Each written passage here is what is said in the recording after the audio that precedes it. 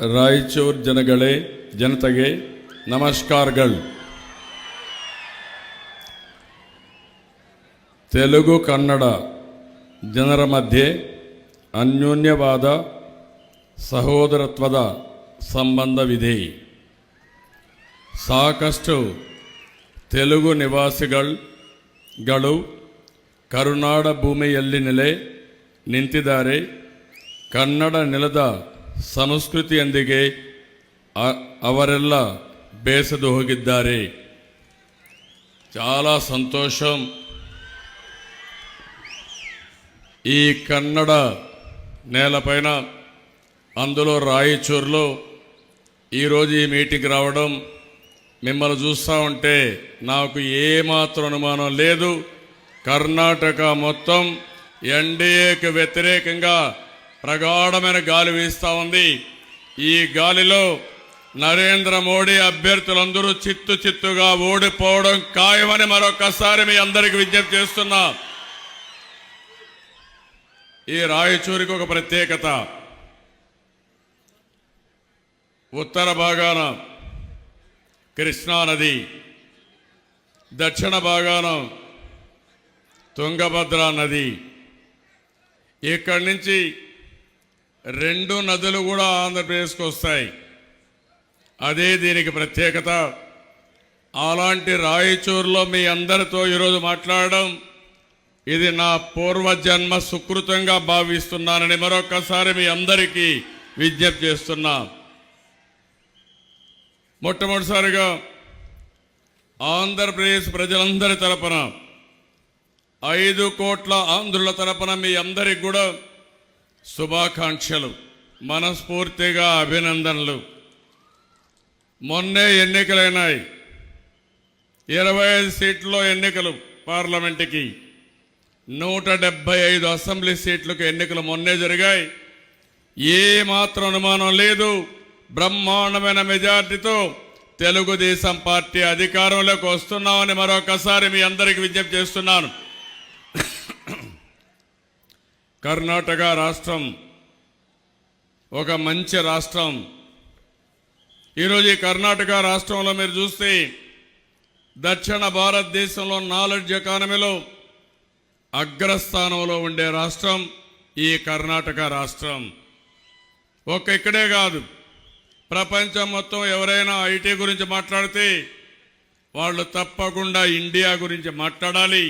ఆ ఇండియా గురించి మాట్లాడినప్పుడు బెంగళూరు, అదే మరి ఆంధ్రప్రదేశ్ గురించే మాట్లాడతారని మరొకసారి మీ అందరికీ విజ్ఞప్తి చేస్తున్నా. దక్షిణ భారతదేశంలో చాలా సమయం బీజేపీ వ్యతిరేక ప్రభుత్వాలే వచ్చాయి. ఈ విషయం మీరు గుర్తుపెట్టుకోవాలి. ఎక్కడైతే బీజేపీ నాన్ బీజేపీ గవర్నమెంట్స్ వచ్చాయో అక్కడే అభివృద్ధి జరిగింది, అక్కడే సంక్షేమ కార్యక్రమాలు బ్రహ్మాండంగా జరిగాయి.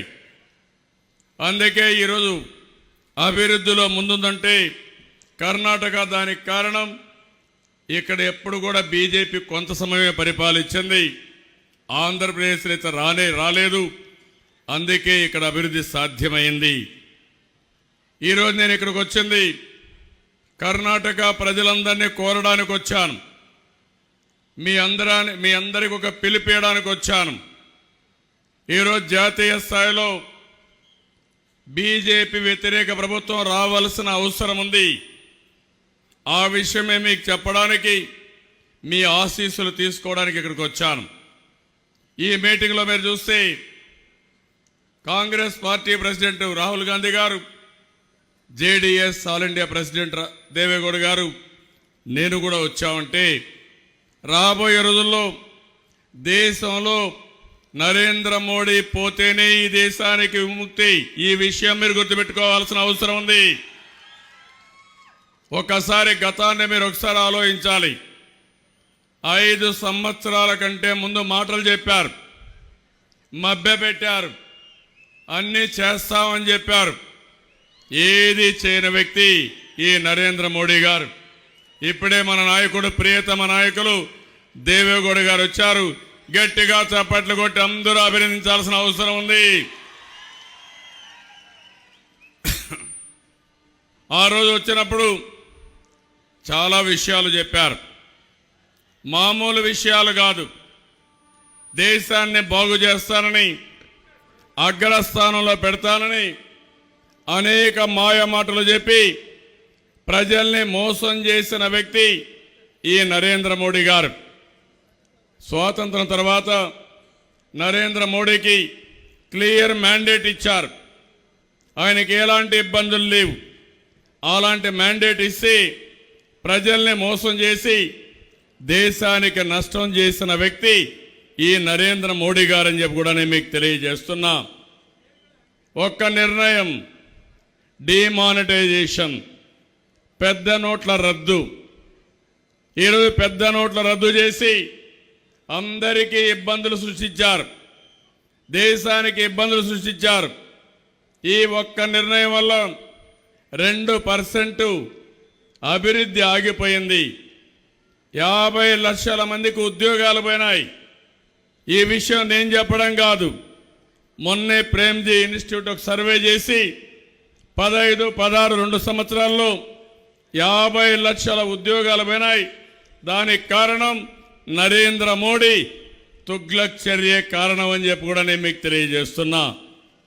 ఇంకో పక్కన రాయచూరు ఉంది. ఎప్పటి నుంచో మీరందరూ ఐఐటి కావాలన్నారు, ఇస్తామన్నారు. వచ్చిందా అని మిమ్మల్ని అందరిని అడుగుతున్నా. ఐఐటి రాయచూరుకు రావాలంటే బీజేపీ పోవాలి, JDS Congress party all India లెవెల్లో వస్తేనే సాధ్యమని మీ అందరికీ హామీ ఇస్తున్నా. ఇక్కడే రైల్వే స్టేషన్ ఉంది, అధ్వాన్నమైన పరిస్థితిలో రైల్వే స్టేషన్ ఉంది. ఇండియాలో అన్నింటికంటే వెనుకబడిన రైల్వే స్టేషన్లో 4వది. సౌత్ ఇండియాలో అన్నింటికంటే మొదటిది బాగాలేని రైల్వే స్టేషన్లో. అది వీళ్ళు తయారు చేసినటువంటి, వీళ్ళు చేసినటువంటి అభివృద్ధి. నేను ఒకే ఒక విషయం మిమ్మల్ని అందరినీ కోరుతున్నా. ఎన్నో సంవత్సరాలుగా చాలామంది ఆంధ్ర నుంచి కూడా వచ్చారు. పోయిన ఎన్నికల్లో నేను ఒక పిలిపించాను. నరేంద్ర మోడీ ఆంధ్రప్రదేశ్కి అన్యాయం చేశారు, వెంకన్న సాక్షిగా ప్రత్యేక హోదా ఇస్తానని, విభజన హామీలు నిలబెట్టుకుంటానని చెప్పి మోసం చేసిన వ్యక్తి నరేంద్ర మోడీ గారని చెప్పి కూడా నేను మీకు తెలియజేస్తున్నా. ఆ రోజు నేను ఒక పిలిపిస్తే ఈ తెలుగు ప్రజలుండే ఈ ప్రాంతంలో బ్రహ్మాండంగా స్పందించి బీజేపీని ఓడించి కాంగ్రెస్కి, జేడీఎస్కి ఓట్లేశారు. అది నా జీవితంలో ఎప్పుడూ మరిచిపోను, మిమ్మల్ని గుర్తుపెట్టుకుంటానని మరొక్కసారి ప్రతి ఒక్కరికి విజ్ఞప్తి చేస్తున్నా. ఈరోజు రాహుల్ గాంధీ గారు కానీ, సోనియా గాంధీ గారు చాలా స్పష్టంగా చెప్పారు, మేము ప్రత్యేక హోదా ఇస్తామని. రేపు గవర్నమెంట్ వస్తాని, ఈ రాబోయే గవర్నమెంట్ తొలి సంతకం ప్రత్యేక హోదా పైన పెడతామని హామీ ఇచ్చారు. విభజన చట్ట హామీలన్నీ అమలు చేస్తామన్నారు.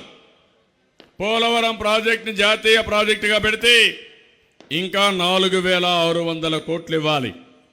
రాజధాని లేని రాష్ట్రానికి అమరావతికి ఆర్థిక సహాయం చేయకుండా దెబ్బతీసే పరిస్థితికి వచ్చారు.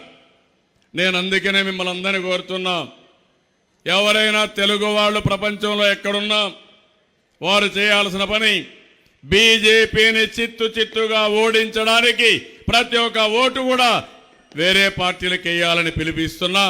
వేస్తామని గట్టిగా చప్పట్లు కొట్టి మీరందరూ చెప్పాల్సిందిగా మిమ్మల్ని అందరినీ కోరుకుంటున్నా. నేను ఇంత మునిపే చెప్పాను, డిమానిటైజేషన్ ఒక పెద్ద ఫార్స్గా తయారైంది. జిఎస్టీ తీసుకొచ్చారు. చాలామంది వ్యాపారస్తులందరూ పూర్తిగా దెబ్బతిన్నారు, చాలా ఇబ్బందుల పాలైపోయారు. ఇంకో పక్క రూపాయి విలువ బాగా పడిపోయింది. దీనిపైన ఎగుమతులు కానీ దిగుమతులు కానీ బాగా దెబ్బతినే పరిస్థితికి వచ్చాయి. రాఫెల్ ఒక పెద్ద స్కామ్. రక్షణ శాఖలో కూడా అవినీతికి పాల్పడిన వ్యక్తి ఈ నరేంద్ర మోడీ గారని చెప్పి కూడా నేను మీకు తెలియజేస్తున్నా. ఈ నయాంలో అవినీతి పరులు విచ్చలవిడిగా పెరిగిపోయారు. ఎన్నికల్లో కూడా మనం చూస్తున్నాం, విపరీతంగా డబ్బులు ఖర్చు పెట్టడం, ఓట్లు కొనడం, ప్రజల్ని మభ్యపెట్టడం, ఎక్కడికక్కడ అభివృద్ధి నిరోధకులుగా తయారయ్యే పరిస్థితి వచ్చారు. వీటన్నిటి వల్ల ఆర్థిక వ్యవస్థ చిన్నాభిన్నమైపోయింది. చాలా ఇబ్బందులు వచ్చాయి. నేను ఇంత మునిపే చెప్పాను, మీరందరూ కూడా ఓటేసే ముందు ఆలోచించుకోవాలి. 50 లక్షల ఉద్యోగాలు పోయినాయంటే ఈ యువత అడగవలసింది నరేంద్ర మోడీని తప్ప వేరే వాళ్ళని కాదని మరొక్కసారి యువతకు అందరికి పిలిపిస్తున్నా. ఇంకో పక్క ప్రపంచంలోనే పొల్యూషన్లో 10th పొల్యూటెడ్ దేశంగా తయారు చేశారు. ఎక్కడ చూసినా మాటలు చెప్పారు, ఏమాత్రం చేయని పరిస్థితికి వచ్చారు. ఇంకో పక్క మీరు చూస్తే 40 సంవత్సరాల్లో మన దేశంలో సైనికులు ఇంత పెద్ద ఎత్తున ఎప్పుడూ చనిపోలేదు. అంత పెద్ద ఎత్తున సైనికులు చనిపోయే పరిస్థితికి వచ్చారు. దేశ రక్షణ కూడా రాజీ పడ్డారు తప్ప మాటల్లో తప్ప చేష్టల్లో లేదని చెప్పి కూడా నేను మీకు తెలియజేస్తున్నా. ఇంకో పక్క ఆర్థిక అసమానతలు పెరిగిపోయినాయి. పేదవాడు నిరుపేదగా తయారయ్యాడు. డబ్బులుండేవాళ్ళు మాత్రం డబ్బులు సంపాదించుకునే పరిస్థితికి వచ్చారు. ఇంకో పక్క మహిళల విషయంలో ఎక్కడ కూడా భద్రత లేని పరిస్థితి. ప్రపంచంలోనే భారతదేశాన్ని ఒకసారి చూస్తే మహిళల పట్ల చాలా దారుణంగా ప్రవర్తించే పరిస్థితి. జమ్మూ అండ్ కాశ్మీర్లో యువత గడిచిన 10 సంవత్సరాల్లో పెద్ద ఎత్తున మిలిటెంట్లుగా మారిపోయే పరిస్థితికి వచ్చారు. రైతులు పూర్తిగా దెబ్బతిన్నారు. దీనికి కారణం నరేంద్ర మోడీ, ఎన్డీఏ గవర్నమెంట్. నేను అడుగుతున్నా, రైతుల ఆదాయాన్ని 2 చేస్తామన్నారు, చేశారా మీరని నేను అడుగుతున్నా. వీళ్ళ యొక్క రైతులకి వ్యవసాయంలో 1.9% ఈరోజు 5 సంవత్సరాల్లో ఆవరేజ్గా వచ్చిన గ్రోత్ రేటు. 18 సంవత్సరాల్లో ఎప్పుడూ లేనటువంటి దమనీయ పరిస్థితుల్లో రైతాంగం కొట్టుమిట్టాడుతున్నారని చెప్పి కూడా నేను మీకు తెలియజేస్తున్నా. దేశంలో గోవధ పైన హింస పెరిగింది. నేను అడుగుతున్నా, ఎవరు ఏం తినాలనో నిర్దేశించే హక్కు ఈ బీజేపీకి ఎవరిచ్చారని అడుగుతున్నా. ఈ దేశం అనేక సంస్కృతులకు సాంప్రదాయాలకు నిలయం. అలాంటిది ఇవన్నీ చేసే పరిస్థితికి వచ్చారు. ఇంకో పక్క మన కరెన్సీ బాగా బలహీనపడిపోయింది. ఏషియాలోనే కరెన్సీ బాగా ఇబ్బంది పడిన దేశం ఏంటంటే అది మన కరెన్సీ అని చెప్పి కూడా నేను మీకు తెలియజేస్తున్నా. పర్యావరణంలో దెబ్బతిన్నాం. ఇంకో పక్క మీరు చూస్తే అనేక ఇబ్బందుల్లో అవినీతిలో మొదటి స్థానంలో ఉన్నాం. 2010లో మీరు చూస్తే వీళ్ళ ఫైనాన్షియల్ స్టేట్మెంటే దానికి దోహదం చేసే పరిస్థితికి వచ్చారు. ఇవన్నీ చేసిన తర్వాత మేము అపోజిషన్ పార్టీస్ని అడగడం మొదలుపెట్టాం. ఫెయిల్యూర్స్ మొదలుపెడితే కప్పిపుచ్చుకోవడానికి నరేంద్ర మోడీ గారు ప్రజాస్వామ్య వ్యవస్థలన్నీ కూడా దుర్వినియోగం చేశారు. ఎక్కడికక్కడ మీరు ఒకసారి చూడండి, సిబిఐలో డైరెక్టర్కి జాయింట్ డైరెక్టరీ పడదు, ఒకరిపైన ఒకరు కేసులు పెట్టుకుంటారు. ఇది పూర్తిగా భ్రష్టు పట్టించిన ఘనత ఈ నరేంద్ర మోడీదే. అదే మరి ఇన్కమ్ ట్యాక్స్ నిన్నే మీరు చూశారు. కుమారస్వామి పైన ఎన్నిసార్లు దాడులు చేశారు. ఆయన హెలికాప్టర్లను సోదా చేశారు. నవీన పట్నాయక్ చేశారు. ఆంధ్రప్రదేశ్లో తెలుగుదేశం పార్టీ నాయకులపైన చేశారు. తమిళనాడులో డిఎంకే నాయకులపైన చేశారు. నేను అడుగుతున్నా, ఒక్క బీజేపీ నాయకులపైన చేశారా అని నేను అడుగుతున్నా. నిన్న ఒక అబ్జర్వరు నరేంద్ర మోడీ హెలికాప్టర్ సోదా చేస్తే చేశారని నెపంతో ఆయన్ని మాత్రం సస్పెండ్ చేసే పరిస్థితికి వచ్చారు. ఆర్బీఐ నిర్వీర్యం చేశారు. కడాన ఆర్బీఐ గవర్నర్ రాజీనామా చేసే పరిస్థితికి వచ్చారు. ఇంకో పక్క ఎన్నికల కమిషన్ని చాలా దారుణంగా దుర్వినియోగం చేసే పరిస్థితికి వచ్చారు. ఈరోజు ఇక్కడే మిమ్మల్ని అందరినీ కోరుతున్నాను, ఈ దేశంలో నరేంద్ర మోడీ గారు ఒకటే అంటున్నారు, నాకంటే మించిన నాయకుడు లేడని. నేను నిరూపిస్తా, మీరు కాకుండా ఎవరైనా సరే ఈ దేశాన్ని బ్రహ్మాండంగా అభివృద్ధి చేసే శక్తి సామర్థ్యాలు ఉన్నాయని ఈ రాయచూరు ద్వారా దేశానికి విజ్ఞప్తి చేస్తున్నాను. పివి నరసింహరావు గారు ప్రధానమంత్రిగా వచ్చారు. మైనారిటీ గవర్నమెంట్ ఆర్థిక సంస్కరణలు తీసుకొచ్చారు. ఈరోజు ఇక్కడే దేవేగౌడ గారు ఉన్నారు. యునైటెడ్ ఫ్రంట్ గవర్నమెంట్లో మీరు చూశారు. మైనారిటీ గవర్నమెంట్లో ఉండి దేశానికి బ్రహ్మాండమైన పరిపాలన ఇచ్చిన వ్యక్తి మన దేవేగౌడ గారు అని చెప్పి కూడా నేను మీకు తెలియజేస్తున్నా. తక్కువ సమయంలో పనిచేశారు, ఎక్కువ సమస్యల్ని పరిష్కారం చేయగలిగారు. 5 సంవత్సరాల పరిపాలన నిరాశాజనకం తప్ప ఎవ్వరికీ ఉపయోగపడలేదని చెప్పి కూడా నేను మీకు తెలియజేస్తున్నా. మొన్నటి వరకు అన్నారు, ఏవైతే సర్జికల్ స్ట్రైక్స్ గురించి మాట్లాడారు, అన్ని అబద్ధాలు చెప్పారు. పాకిస్తాన్కి వెళ్ళాం, మన విమానాలు వెళ్ళాయి, అక్కడ మొత్తం మిలిటెంట్స్ అందరిని చంపేశామని మాట్లాడారు. అక్కడ ఏమీ జరగలేదని తెలుసుకున్న తర్వాత వీళ్ళు చెప్పింది అసత్యమని తేలిపోయింది.